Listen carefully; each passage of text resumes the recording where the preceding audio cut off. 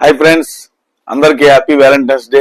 ఈ రోజు మన ప్రేమికుల రోజుని గుర్తుగా మీ అందరికి నా జీవితంలో జరిగిన ఒక యథార్థ కథని మీ ముందుకు తెస్తున్నాను. ప్రతి ఒక్కరి జీవితంలో ఈ ప్రేమ అనే మొదలు కట్టడం కంపల్సరీ ఉంటది. అది వన్ సైడ్ అవని, టూ సైడ్ అవని, సాడ్ అవని, బ్యాడ్ అవని, ఏ విధంగా కానీ ఈ ప్రేమ అనేది మాత్రం ఖచ్చితంగా ప్రతి ఒక్కరి జీవితంలో ఉంటుంది. ఒక అమ్మాయి వెనకాల 4 సంవత్సరాలు పిచ్చిగా తనే శ్వాస, తనే ధ్యాస, తనే ఒక పిచ్చిలాగా, తను ఒక పాదదాసిలాగా 4 సంవత్సరాలు ఒక అమ్మాయి వెనకాల తిరిగాం. ఈ 4 సంవత్సరాల్లో రోజుకు ఒక్కసారైనా కనీసం I love you, I love you, I love you అని చెప్పాల్సిందే. అర్థమైంది కదా? ఇక్కడ సీన్ కట్ చేస్తే 10 సంవత్సరాల తర్వాత నాకు పెళ్ళయింది, పిల్లలు, తనకి పెళ్ళయింది, పిల్లలు. ఒకసారి అనుకోకుండా ఒక సందర్భంలో ఎదురుపడ్డాం అనమాట.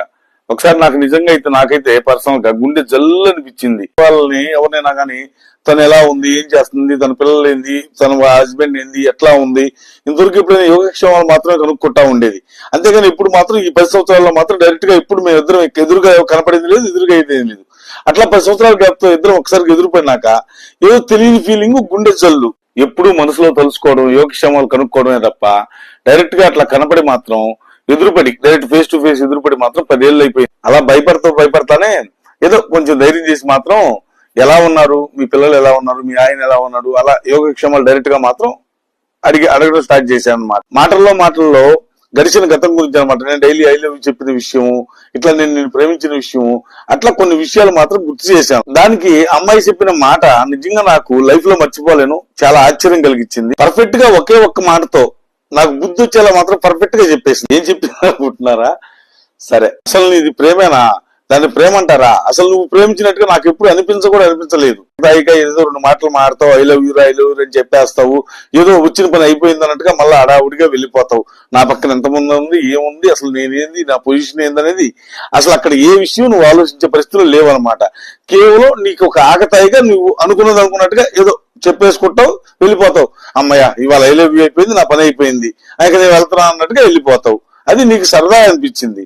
కానీ నా పరిస్థితి, ఒక ఆడపిల్లని నువ్వు ఐ లవ్ యూ అని చెప్పి వేధించడం గానీ, నువ్వు చెప్పే ప్రతి మాట అందరి ముందు చెప్పడం గానీ నాకు అల్లగా అవుద్ది కానీ ప్రేమగా కనపడదు. 10 మందిలో ఏదో హీరోయిజం గా నువ్వేదో చేసేసి నీది ప్రేమేనా?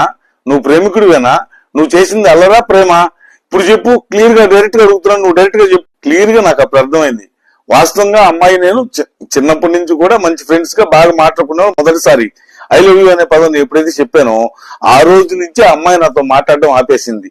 ఇన్ని సంవత్సరాలు నాతో ఎప్పుడు హ్యాపీగా మాట్లాడే అమ్మాయి నేను ఐ లవ్ యూ చెప్పిన మొదటి టైమే ఎందుకు ఆపేసింది, నాతో మాట్లాడడం ఎందుకు ఆపేసింది అని ఒక్క క్షణం కూడా ఆలోచన లేకుండా కంటిన్యూషన్ గా 4 సంవత్సరాల అమ్మాయి ఒక్క మాట రిప్లై ఇవ్వకపోయినా, ఒక్క మాట నాతో మాట్లాడకపోయినా, అసలు 4 సంవత్సరాలు వరుసగా కంటిన్యూషన్ తిరగడం నాది ఏంది? అది అహంకారమా, మూర్ఖత్వమా, ప్రేమ?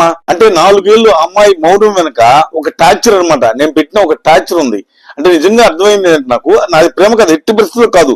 అమ్మాయితో మాట్లాడినాక నాకు క్లియర్ గా అర్థమైందంటే ఏదో హీరోయిజం ఆ వయసులో ఆ హీరోయిజం చెప్తుంది, మనకేదరా మనం డాన్ అనే లెక్క అహంకారంతో ఉండడమే తప్ప నాదైతే ఉద్యోగ ప్రేమ కాదు అనే విషయం నాకు అమ్మాయితో ఆ క్షణం మాట్లాడినాక అర్థమైంది. క్షమాపణ చెప్పాలని చెప్పి ఎందుకో కొంచెం 2 అడుగులు ముందుకేసి వెనక్కి తిరిగి ఒకసారి చూసినప్పుడు ఆ అమ్మాయికి ఖచ్చితంగా గుర్తుపెట్టుకోండి ఈ మాట. ఆ అమ్మాయి చేసిన ఒక్క సైగ ఉంది, అది నిజంగా వండర్. అంతే. నీకు నమస్కారం రా బాబు, నువ్వు వెళ్ళిపోరా, నన్ను ఇంకా టార్చర్ పెట్టకాకనింది. అంటే ఎంత టార్చర్ పెట్టుంటాను చెప్పండి నేను ఈ 4 ఏళ్ల అమ్మాయిని. అసలు కనీసం ఒక్క క్షణం కూడా ఆలోచన లేకుండా మరి నాది ప్రేమ, నేను మళ్ళీ వన్ సైడ్ ప్రేమికున్నా, అసలు ఇలాంటి మాటలు చెప్పే కనీస అర్హత నాకుందా? ఇప్పుడు అర్థమైంది నాకు ఈ 4 ఏళ్లలో తనకు ఎంత అభద్రతాభావం కలిగించాను, ఎంత భయాన్ని క్రియేట్ చేశాను, ఎంత నీచంగా ప్రవర్తించాననే విషయం. నా ప్రవర్తన నేనే అసహించుకొని అక్కడి నుంచి మౌనంగా వచ్చేసాను.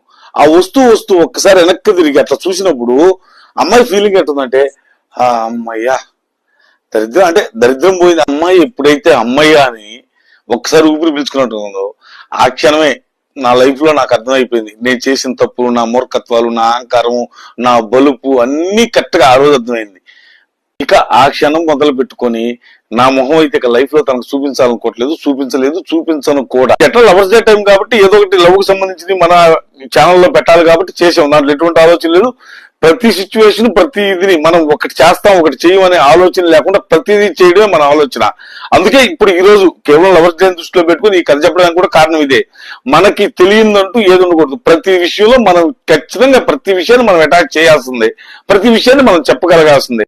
ప్రేమ అంటే గౌరవం, ప్రేమ అంటే నమ్మకం, ప్రేమ అంటే అర్థం చేసుకునే మనసు, ప్రేమ అంటే ఓపిక, ప్రేమ అంటే శక్తి, ప్రేమ అంటే ధైర్యం, ప్రేమ అంటే శ్రద్ధ, ప్రేమ అంటే మౌనం, ప్రేమ అంటే సుదీర్ఘ ప్రయాణం, ప్రేమ అంటే అన్నిటి మించి ఆత్మవిశ్వాసం. ఎటువంటి ఇబ్బంది తనకు వచ్చినా మనం ఇవ్వాల్సిన ఒక పరిష్కారం, కానీ అదే పరిష్కారం మనం ఇవ్వకుండా మనమే ప్రశ్నగా మారితే ప్రేమ అంటే శాశ్వతం. వీటన్నిటికంటే కూడా ముఖ్యంగా అసలు అవతల వ్యక్తి ఆలోచన అర్థం చేసుకోకుండా మన పాటికి మనం మూర్ఖంగా నాలవరు అమ్మాయికి నేను ప్రపోజ్ చేశాను.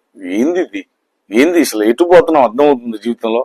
నాలాగా ఎవరు తప్పు చేయకూడదనే ఉద్దేశంతోనే నేను ఈ వీడియో చేస్తుంది. అర్థం చేసుకోండి. నేను మీ అందరిని కోరుకునేది ఒకటే, ఇలాంటి నాలాగా ఈ చెత్త పనులు, ఈ చెత్త ప్రేమ అని చెప్పి ఇట్లా ఇది కాకుండా ఒకరికొకరికి గౌరవ మర్యాదలు ఇచ్చుకుంటూ మంచి నీట్ గా వినంగా మాట్లాడుకుంటూ ప్రతి ఒక్కరూ నిజాయితీగా ప్రేమిస్తూ నిజాయితీమైన ప్రేమలోనే బతకండి.